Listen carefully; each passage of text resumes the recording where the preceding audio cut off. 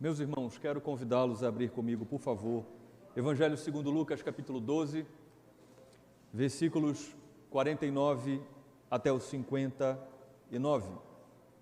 Lucas, capítulo 12, versículos 49 até os 59.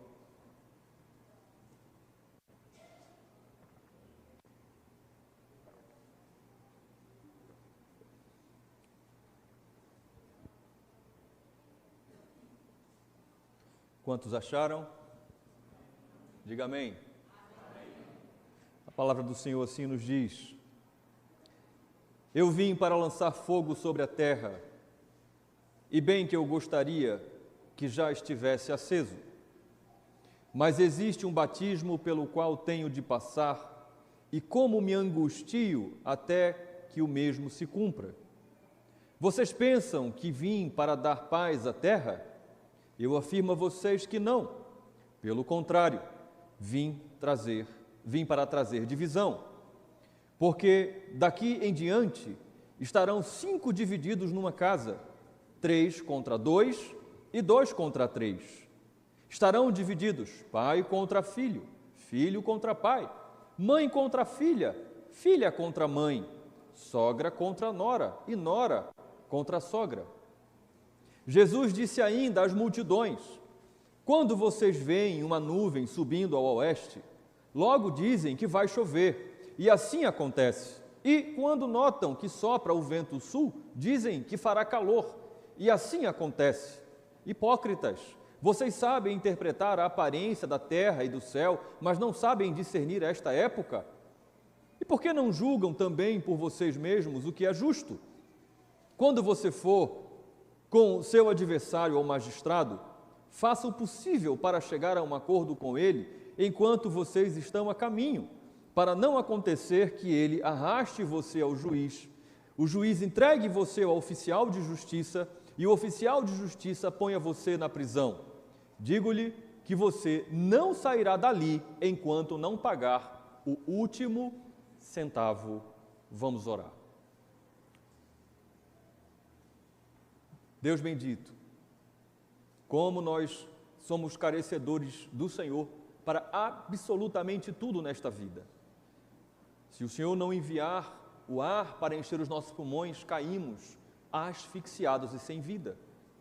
Da mesma forma, se o Senhor não soprar sobre nós o vento do Teu Espírito, trazendo para nós elucidação, esclarecimento para as nossas mentes, jamais conseguiremos entender as maravilhas da Tua lei. Por isso, desvende os nossos olhos, para que nós possamos enxergar as maravilhas do Teu Evangelho.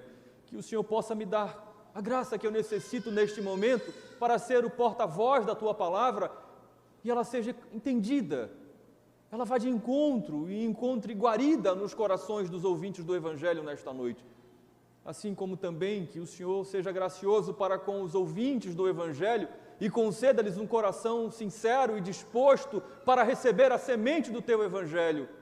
Fale conosco, ó Deus, tem misericórdia de nós, alimenta-nos nesses dias onde há fome e sede de justiça. Assim nós te oramos em nome de Jesus. Amém. Pode sentar, irmão.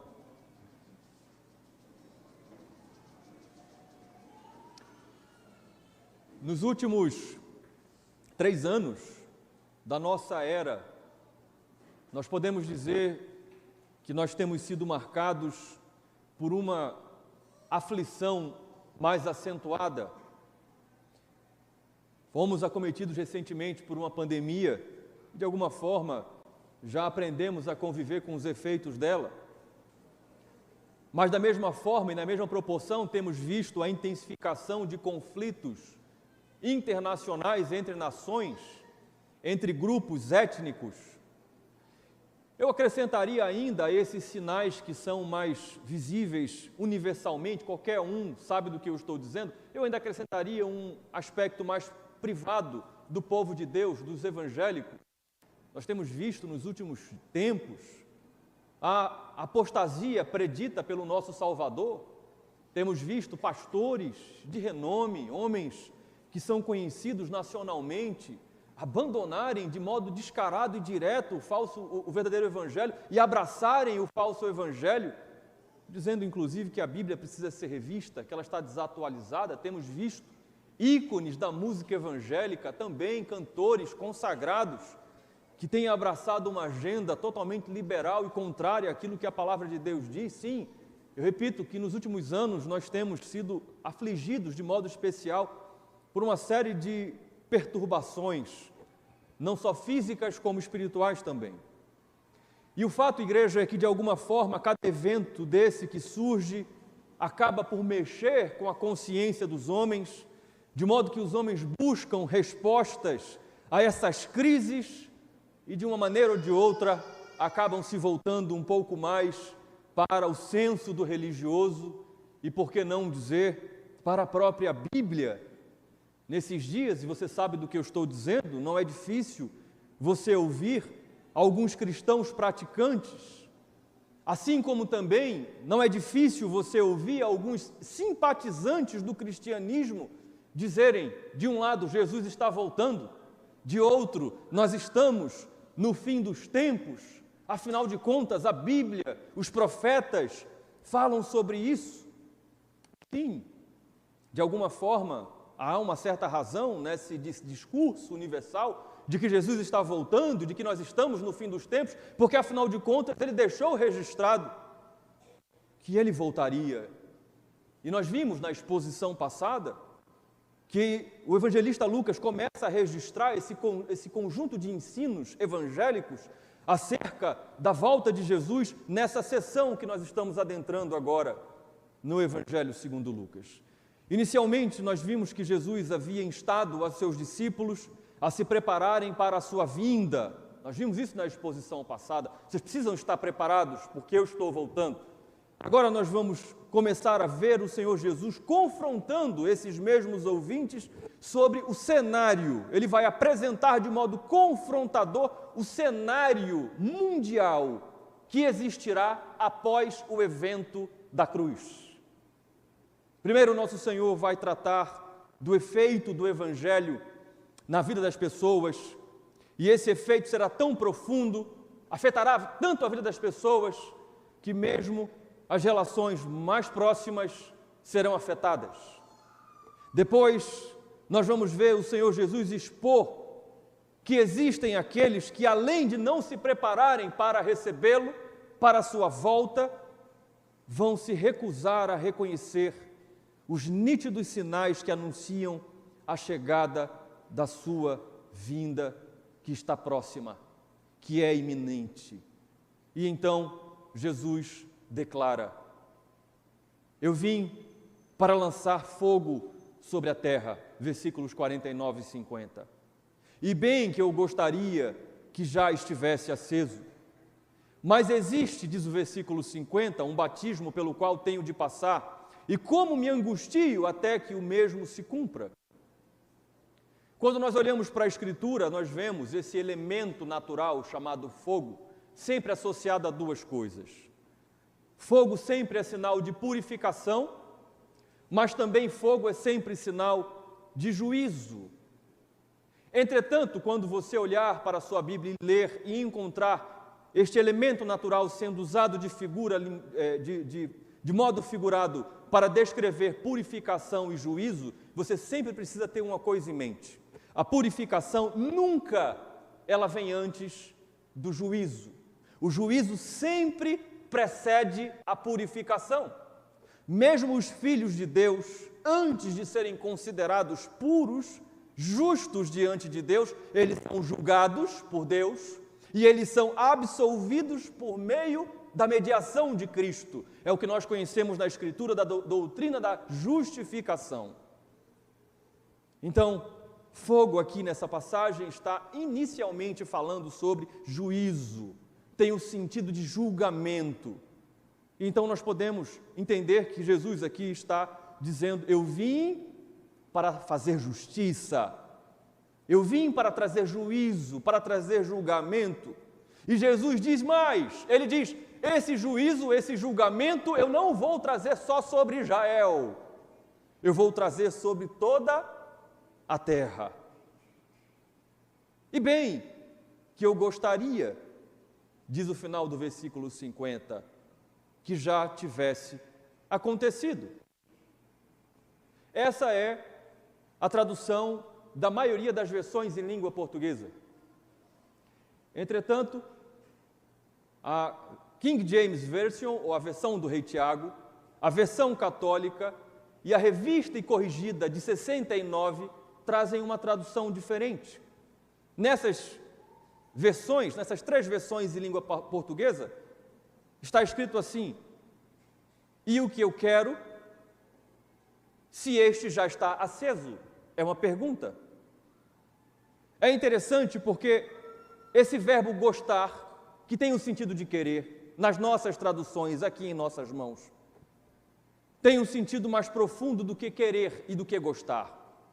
Tem o sentido de pretender. Tem o sentido de estar resolvido, determinado, somado a uma ideia de ter deleite e prazer que isso aconteça.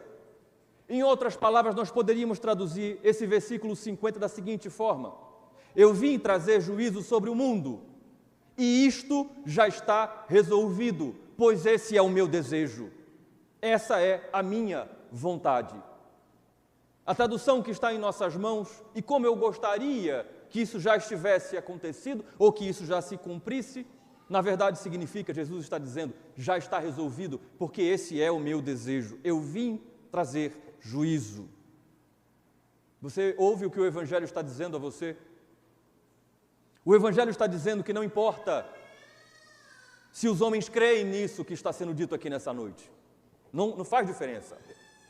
Não importa se os homens estão dando ouvidos ao Evangelho, estão se preparando para se encontrar com o Rei dos Reis e com o Senhor dos Senhores, porque 2 coisas são certas. A primeira nós vimos na semana passada, é a volta de Jesus que é certa. O versículo 46 diz: virá o Senhor daquele servo em dia em que não o espera e em hora que não sabe.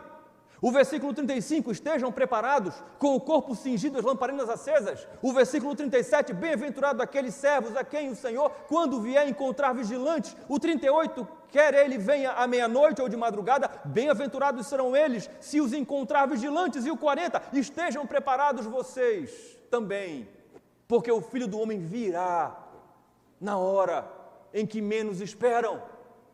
Então nós vimos na exposição passada que não importa se os homens creem ou não nisso, não importa se eles estão ou não se preparando, isso é uma verdade imutável. Mas a segunda verdade está sendo dita para nós pelo Evangelho hoje. Tão certa quanto é a sua vinda, será também o seu juízo. Ele diz: eu vim para. A ideia é: eu nasci para trazer juízo, fogo sobre a terra. E não importa se os homens creem ou não nisso. Não importa se os homens estão vivendo a sua vida tendo isso em consideração ou não. O seu juízo é certo. Quem estava aqui na exposição passada, lembra da pergunta que eu fiz? Eu perguntei: Jesus pode voltar agora? Você está vivendo a sua vida hoje, levando em consideração esta verdade imutável? Pois agora eu repito a mesma pergunta, com base nessa segunda revelação do Evangelho. Jesus está vindo para trazer juízo e fogo sobre a terra. A minha pergunta para você é: você está preparado? Você está preparada? Porque, atenção, esse julgamento e esse juízo não será setorial, não será localizado apenas numa área do globo terrestre, mas sobre toda a terra, sobre todo o cosmo. Mas, diz o início do versículo 50, existe um batismo pelo qual eu tenho de passar, e me angustio até que o mesmo se cumpra. O juízo virá. Se você crê nisso, diga amém. Creia. Porque Jesus está dizendo que o derramar do cálice da ira de Deus começaria no Calvário. Começaria sendo derramado sobre ele na própria cruz. O ministério terreno de Jesus, você lembra? Lucas, este mesmo Evangelho, capítulo 4, se inicia, na verdade o capítulo 3, como é que se inicia? Jesus sendo batizado por João, pelo batismo dos homens. Aqui Jesus está dizendo que o seu ministério terreno seria consumado, seria concluído, finalizado com outro batismo, só que não mais seria o batismo dos homens, seria o batismo do próprio Deus. E ele diz, como eu, nas nossas traduções, como eu me angustio. Na maioria das vezes em que estou orando e lendo e com o coração voltado para o texto, volta e meia o Senhor me chama a atenção para o verbo de alguma frase. Você sabe, talvez você vá lembrar agora, o verbo indica sempre uma ação. Então o verbo ele é muito importante numa frase porque ele sempre indica a ação que está sendo desenvolvida naquela frase. E esse verbo angustiar chamou a minha atenção e eu fui olhar para a sua composição na língua original e fui surpreendido com uma verdade. Eu quero convidar você a abrir comigo Atos capítulo 18, versículo 5, por favor. Abra sua Bíblia. Atos capítulo 18, versículo 5. Aqueles que estão acompanhando as exposições em Atos vão, à medida em que eu li esse versículo, lembrar daquilo que eu abordei naquela ocasião, naquela quinta-feira, respectiva na exposição desse versículo. Eu quero que você abra sua Bíblia em Atos 18, 5, porque nós vamos ler, mantenha com um dos seus dedos, não é? Em Lucas, para você voltar para lá depois, mas vamos lá em Atos 18, 5, eu quero ler esse versículo com você.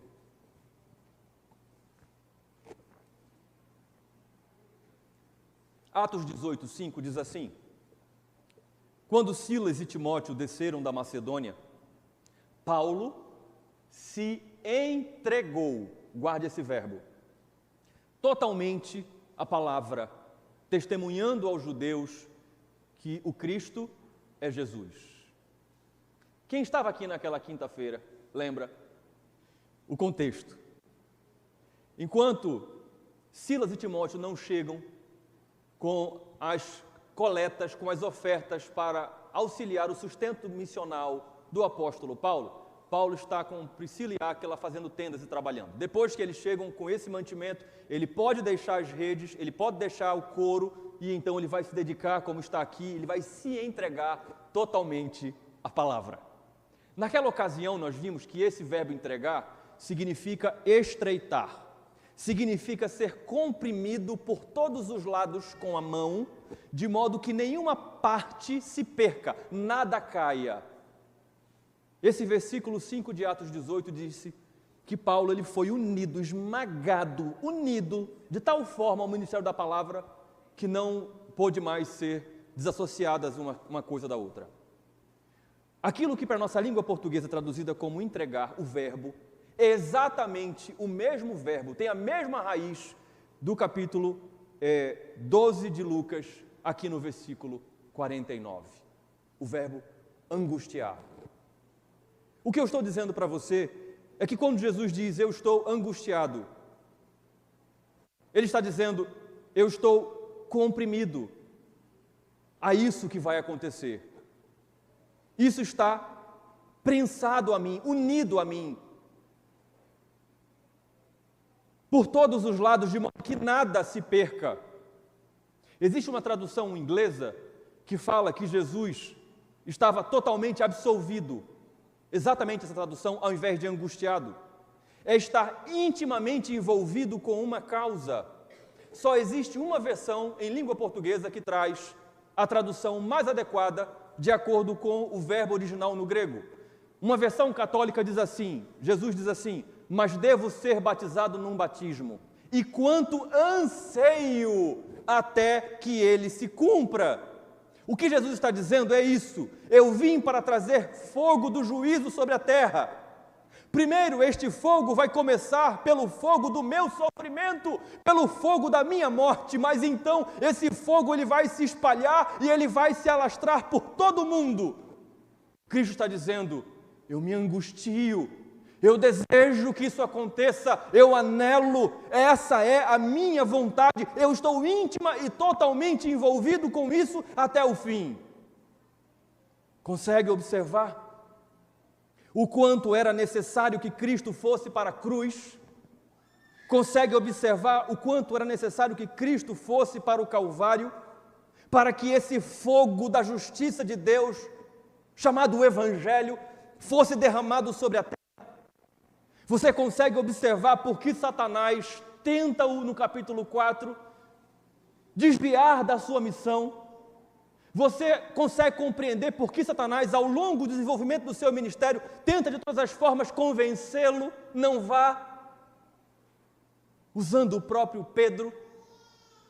E Jesus diz: arreda, Satanás, afaste-se de mim. O grego é: saia da minha frente, eu tenho um caminho a perseguir, eu tenho um lugar para chegar, e eu vou, porque eu vim para isto, eu vim para trazer justiça. A ênfase que o Evangelho está dando para você, ouvinte, é essa: não duvide de Jesus, não duvide do seu Evangelho. Ele veio para isto, ele foi até o Calvário. Mais uma vez eu digo, o cálice da ira de Deus foi derramado sobre ele, e ele o bebeu até a última gota. Por causa disso, o fogo se alastrou. É por isso que nós estamos aqui. O seu juízo é certo. Se você não está com a sua vida reta diante de Deus em Cristo, trema diante do Evangelho e arrependa-se hoje dos seus pecados. Porque ele aprofunda o seu ensino no versículo 51. Ele diz: vocês estão pensando que eu vim trazer paz à terra? Eu afirmo a vocês que não. Pelo contrário, eu vim para trazer divisão. Jesus está falando para os discípulos, como você já observou na leitura. Ele vai ainda se voltar para a multidão. Aqui ele está falando para a sua igreja. E ele está usando uma figura que era conhecida pelos hebreus, chamada machal. Ele faz uma pergunta, que é mais ou menos uma pergunta retórica. Depois ele mesmo dá a resposta, só que não é simplesmente uma pergunta retórica, é uma pergunta absurda. Vocês estão mesmo achando que eu vim trazer? É isso que Jesus está perguntando. Paz sobre a terra? Vocês estão completamente enganados. Eu não vim trazer paz. Não se enganem. Não fujam da realidade. Não preguem um evangelho fofo, adulterado. Eu vim trazer divisão. Eu vim trazer divisa. Jesus diz: eu vim trazer cisma.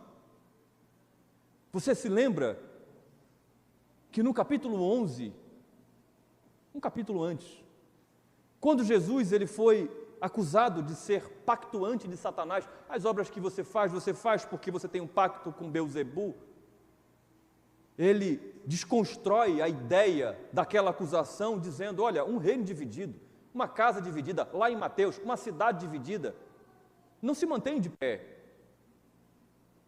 Ainda nesse mesmo contexto, ele diz: quem comigo não ajunta, espalha. Agora Jesus está dizendo que ele não veio juntar, ele veio dividir. E ele exemplifica isso de modo profundo no versículo 52 e 53.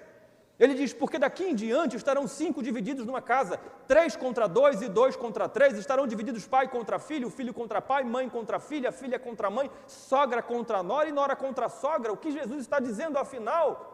O que ele está querendo ensinar aos seus discípulos e à sua igreja? Nós vamos conseguir entender mais profundamente se nós formos para o Evangelho segundo Mateus, que é paralelo a essa passagem, capítulo 10. Ele vai tratar do versículo 34 ao 39, o que está sendo tratado por Lucas aqui. Os versículos 34 ao 36 são praticamente idênticos ao que nós temos aqui. Não pensem que eu vim trazer paz à terra, não vim trazer paz, mas espada. Pois vim causar divisão entre o homem e seu pai, entre a filha e a sua mãe, entre a nora e a sogra. Assim os inimigos de uma pessoa serão os da sua própria casa. Mas então, do versículo 37 ao 39, ele vai aprofundar e vai finalmente explicar o que ele está dizendo, tanto aqui em Mateus como em Lucas. Ele vai dizer: quem ama a seu pai ou a sua mãe mais do que a mim, não é digno de mim. Quem ama o seu filho ou a sua filha mais do que a mim, não é digno de mim. E quem não toma a sua cruz e vem após mim, não é digno de mim. Quem acha a sua vida a perderá, e quem perde a vida por minha causa, esse a achará. Jesus está dizendo: não pensem que o meu evangelho será pregado para que haja paz na terra. O meu evangelho será pregado, diz Jesus, para que haja uma divisão. E que divisão é essa? A divisão entre justos, aqueles que creem na minha justiça, e os injustos, os ímpios, aqueles que negam a mim e ao meu evangelho. De modo, Jesus diz, que mesmo dentro das relações mais íntimas, mesmo dentro de uma casa, mesmo dentro de uma família, a sua obra de redenção fará separação, de modo que não haverá comunhão de pensamentos e de ações, até mesmo entre pais e filhos. Jesus está dizendo, um vai querer pecar, o outro vai querer o que é santo. Um vai querer agradar a Deus e o outro vai querer desagradar a Deus. Um de fato vai viver uma vida ímpia e o outro vai viver uma vida piedosa diante de Deus, de luta contra a sua própria natureza pecaminosa. E Jesus diz que se alguém amar mais a qualquer que seja do que a ele, não é digno dele. Segundo Jesus, ser salvo nele significa segui-lo, significa tomar a sua cruz. Até que ponto, pastor? Segundo Jesus, até o ponto de perder a sua vida por causa dele, por causa do seu evangelho, até o ponto de perder a comunhão, as relações mais profundas entre pais e filhos, entre filhos e pais. Isso é antigo. Nós conhecemos um irmão há muitos anos, hoje ele está no Canadá com sua esposa, Arthur Sylvain Gouveia Langlois, nome bonito, gravei, que ele, assim que o evangelho o alcançou, os pais o expulsaram de casa. Eu conheço esse homem. E ele foi abrigado pelos irmãos da igreja. Algum tempo depois, demorou, é engraçado, né? Tem filho que sai de casa por causa do evangelho. Não, esse evangelho aqui para mim não dá não, vamos embora, vou morar só. O caso dele foi o contrário, os pais botaram Arthur para fora. Na época chamavam ele de Arthurzinho. Botaram ele para fora de casa por causa do evangelho. E só o aceitaram, não lembro quanto tempo, foi mais de um ano depois. Jesus está dizendo, quem perde a sua vida, isso é o evangelho. Esse é o fogo do juízo que Jesus está dizendo que veio trazer ao mundo. E ora, escute isso, igreja, se o próprio verbo de Deus traz essa lista, pais e filhos como exemplos de divisão por amor a Ele, que dirá outros relacionamentos menos importantes. Por isso que não há como compreender à luz do evangelho como pode um crente querer se associar com um descrente, namorar, noivar e casar com um descrente. À luz do evangelho, ora, se o evangelho está dizendo que pai e filho, você compreende isso? Você compreende isso, pai e mãe? Você compreende isso, moço e rapaz? Se quem já é, biologicamente, Deus escolheu você para ser pai do seu filho, escolheu seu filho para ser seu filho. Ele está dizendo que o evangelho vai trazer essa divisão de pensamentos e de obras, porque podemos pensar que o evangelho nos autoriza a nós nos unirmos, a termos o mesmo modo de pensar e de agir de um ímpio. Não. Se você ama mais o seu namoro do que a Cristo, se você ama, marido, mais a sua esposa do que a Cristo, se você ama, esposa, mais o seu marido do que a Cristo, se você ama, pai, mais o seu filho e a sua filha do que a Cristo, se você ama, pastor, mais a sua igreja, as suas ovelhas do que a Cristo, e todos esses grupos que eu acabei de colocar, inclusive eu no meio, e você deixa com que essas pessoas façam o que querem, você não apresenta o evangelho para essas pessoas, para você não ser antissocial, segundo a palavra de Jesus, então quer dizer que talvez eu, você, não tenhamos entendido o que é o evangelho. Talvez eu e você se hajamos assim, ou seja, se nós amamos mais as pessoas do que a Cristo, se nós adulteramos o nosso evangelho, a nossa forma de agir, de pensar, de ensinar, então talvez nós devemos repensar se nós merecemos de fato o nome de cristãos. Ouça, Igreja do Senhor, e entenda, Jesus, o seu Evangelho veio trazer fogo, juízo, purificação, divisão. Dura essa palavra, não é? Mas deixa eu dizer a você que a culpa não é, em última instância, do Evangelho. Não é. Porque esse é o esboço, é o arcabouço da mensagem. Mas existe outro aspecto do Evangelho, que faz com que o solitário viva em família. Faz de nós um único povo, mas não é alvo da exposição de hoje. Mas deixa eu dizer que, em última instância, a culpa não é do Evangelho. A culpa é do pecado. Essa divisão acontece dolorosa, que traz lágrimas, feridas. É por causa do pecado. Um dos melhores amigos de Martinho Lutero, Philip Melanchthon, pregou em Mateus capítulo 10. E ele fez um comentário na sua pregação sobre essa passagem que nós estamos pensando hoje. Melanchthon disse assim: quando o Evangelho é pregado e recebido pelo Filho, mas rejeitado pelo Pai, é muito comum surgir uma desavença entre eles, que tem origem na desigualdade das mentes, e não no Evangelho ou no próprio Senhor. Philip Melanchthon continua dizendo: isso acontece por causa dos maus, contrários à natureza do Evangelho. A malícia dos maus realmente faz com que aqueles que antes estavam juntos sejam separados e divididos em partes contrárias, assim que ouvem a voz de Cristo. Se você perdeu familiares, se você perdeu amizades por causa do Evangelho, então talvez de fato você seja um evangélico, uma evangélica. De fato, o fogo do Evangelho desceu sobre a sua vida. Então Jesus volta novamente a sua fala para as multidões. Uma vez falada para a igreja, agora ele adverte as multidões sobre o fim que se aproxima. Nos versículos 54 a 56, ele disse ainda às multidões: quando vocês veem uma nuvem subindo no oeste, logo dizem que vai chover, e assim acontece. E quando notam que sopra o vento sul, dizem que fará calor, e assim acontece. O vento vindo do oeste, do mar Mediterrâneo, um vento fresco, úmido, que traz chuva. O vento que vem do sul, que era conhecido como siroco, que vem do deserto, traz calor, traz seca.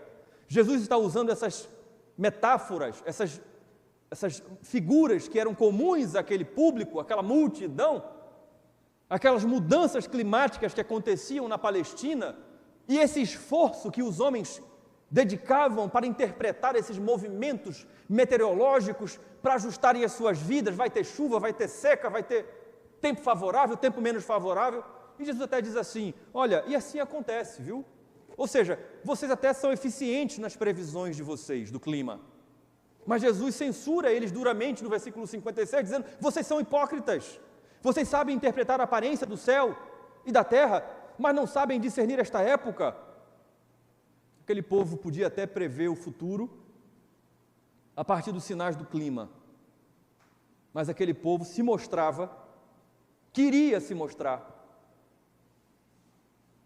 inapto, sem condições de observar Cristo e ver que o próprio ministério dele indicava: é o Messias. Só que Jesus chamou a atenção. Ele diz assim: vocês são hipócritas. Ele está dizendo: vocês são, já vimos isso aqui em outras posições, hipocretês, vocês são atores de palco, vocês são dissimuladores, vocês estão fingindo. Jesus está dizendo, em outras palavras: o que eu fiz e o que eu já ensinei mostra para vocês que eu sou o Messias. Porque presta atenção nisso. O pecado de Israel era duplo. Porque se nós precisamos da iluminação do Espírito para sermos convertidos, regenerados, Israel precisava de um Messias, esperava por um Messias, e Jesus tinha profeticamente, todas as profecias se cumpriam nele. Estava claro que ele era o Messias. Então Jesus diz: está claro para vocês, vocês estão fingindo, vocês não querem admitir, vocês não querem se render ao meu senhorio. Não está faltando olhos para vocês enxergarem que eu sou o Messias, está faltando vontade que vocês enxerguem que de fato eu sou o Messias. Então Jesus, após advertir a sua igreja, após dizer à igreja, o meu evangelho, que vocês vão anunciar, vai incendiar o mundo, vai abalar as estruturas das famílias, agora ele diz para as multidões: olhem os sinais do tempo, olhem para o meu ministério, para a minha vida e submetam-se ao meu senhorio. Deixa eu dizer aqui uma coisa a você que está ouvindo a mensagem hoje. Se você é um ouvinte do evangelho já há algum tempo, é muito provável que você não ouça algo novo numa pregação, algo extraordinário. Eu nunca ouvi nada sobre isso. É muito difícil. Se você tem ouvido de fato a pregação do evangelho bíblico, é difícil que você escute alguma coisa nova numa pregação. O evangelho, este evangelho que eu estou pregando aqui hoje, ele está sendo pregado há somente 2000 anos, só observando o tempo do Novo Testamento. O fato é que muito daquilo que nós vemos na conduta das pessoas não é falta do reconhecimento dos sinais de que Jesus Cristo é Deus.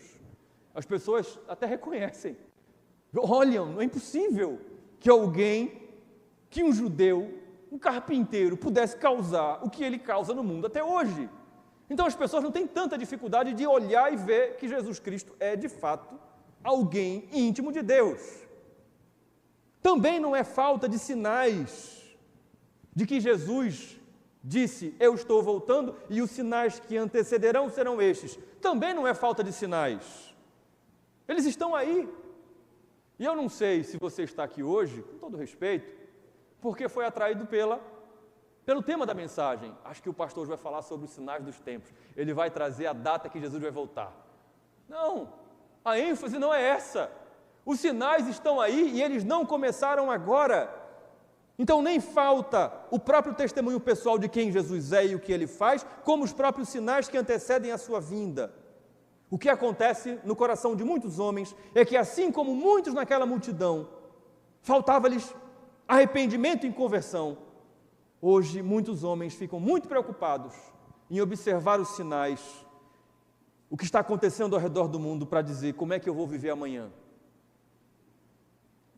Como é que vai se desenvolver essa crise? Eu quero saber, eu tenho interesse em saber, porque eu quero saber como é que eu vou viver amanhã.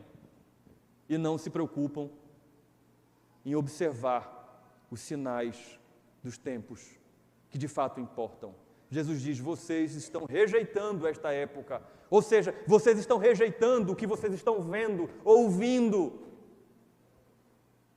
Mas, para aqueles que vivem assim, o eterno Filho de Deus adverte ainda mais severamente, ele agrava a sua exortação, versículos 57 a 59. E por que não julgam também vocês mesmos o que é justo? Quando você for com o seu adversário ao magistrado, faça o possível para chegar a um acordo com ele enquanto vocês estão a caminho, para não acontecer que ele arraste você ao juiz, o juiz entregue você ao oficial de justiça e o oficial de justiça ponha você na prisão. Digo-lhe que você não sairá dali enquanto não pagar o último centavo. O soberano Senhor está exortando aos seus ouvintes, a toda aquela multidão: vocês precisam tomar uma decisão antes que seja tarde demais. Ele está dizendo: vocês precisam julgar o que é certo e crer em Jesus, antes que Deus venha, julgue e condene você por causa da sua incredulidade. Ele está dizendo isso para aquelas multidões. Ele está usando um exemplo que era um padrão que havia na própria época. Quando os judeus tinham uma causa um contra o outro, a primeira coisa que eles faziam era tentar resolver essa causa o mais rápida possível, porque senão eles seriam conduzidos até um tribunal romano, e um tribunal romano que não tinha nada a ver com a vida deles, que não estava preocupado se eles iam presos ou não, iria julgá-los de forma dura. E então, segundo Jesus falou, o resultado desse julgamento, o resultado de não se achegar a um acordo diante desse tribunal, poderia resultar na condenação e na prisão daqueles que eram devedores, naquelas muitas prisões do Império Romano. É por isso que Jesus diz que os incrédulos que estavam em meio àquela multidão precisavam acertar as suas contas com o seu adversário, Aqueles que estavam ali precisavam acertar as contas com o próprio Jesus, antes que o juiz chegasse, antes que eles estivessem diante do juiz, que é Deus, e esse juiz os mandasse para a prisão, os mandasse para o inferno, e eles não vão sair de lá, enquanto eles não pagarem a dívida, dívida essa que não pode ser paga. Eu quero concluir essa mensagem dizendo a você que, sinceramente, eu não sei se você é desse tipo de pessoa que hoje procura observar as calamidades do mundo para tentar encontrar os sinais que mostram que Jesus está perto. Como se você precisasse desses sinais para você viver com Ele. Nossa, Jesus está perto de voltar. Isso está acontecendo, então eu preciso ajeitar a minha vida com Ele.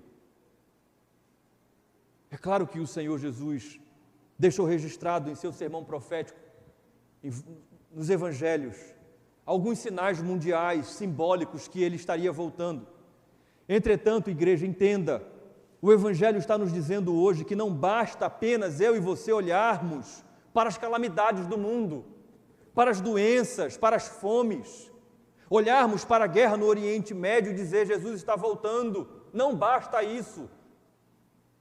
Sim, Ele está voltando, sim, certa é a sua vinda, mas o que adianta eu e você dizermos, conseguimos até identificar, o vento agora é oeste, o vento agora é sul, e nós não olharmos para Cristo, para o seu Evangelho, e não nos rendermos ao seu senhorio em todas as áreas da nossa vida. Se nós fizermos isso, se nós nos preocuparmos com aquilo que não é essencial, ou seja, se nós nos preocuparmos com aquilo que não é de fato a nossa vida com Deus, nós estamos sendo, segundo Jesus, hipócritas, atores, dissimuladores, nome e vestimenta de cristãos, mas que de fato vivem rejeitando os sinais dos tempos, vivem rejeitando quem Jesus é e o que Ele faz. Por isso eu me dirijo a você que está nos visitando, tanto você que não é um crente, que não reconheceu os seus pecados ainda, não reconheceu em Cristo seu Salvador, ou você que é um crente, mas está afastado, ou fisicamente, de Jesus, ou está até fisicamente na igreja, mas está afastado. Seu coração, suas afeições, deixe-me lembrar você que ainda não se rendeu a Jesus, ou que precisa acertar suas contas com Ele, o fogo já se espalhou. E não há espaço para uma terceira via, para uma terceira opção. O Evangelho ele traçou uma linha divisória na areia, e só existem dois lados. Por isso, acerte as suas contas com Jesus hoje. Pague a sua dívida, entregue a Jesus o que lhe pertence, ou seja, tudo. A sua vida não é só a sua alma, não é a sua vinda à igreja, não é a sua vida religiosa, mas é tudo que envolve a sua vida. Do contrário, segundo Jesus, quando você estiver diante de Deus, quando você estiver diante do justo juiz, não serão aceitos acordos. A sua dívida será cobrada e você pagará. Eu pagaria até o último centavo. Por isso, você que ainda não se rendeu a Cristo, você que está afastado de Cristo, volte-se para Cristo hoje, porque de fato, os sinais estão claros. E a você, igreja, esse é o Evangelho que foi entregue a mim para pregar. Esse é o Evangelho que foi entregue a você para pregar e para crer. Você consegue, de fato, claramente enxergar os sinais dos tempos, porque você tem buscado ao Senhor, igreja. Portanto, pregue, creia no Evangelho, incendeie o mundo e suporte as divisões que o fogo do Evangelho trará sobre a sua vida e sobre a vida das pessoas que você ama. Ame a Cristo, igreja. Ame a Cristo acima de tudo e acima de todos. Os sinais dos tempos estão claros para mim e para você. Jesus está voltando. Vamos orar.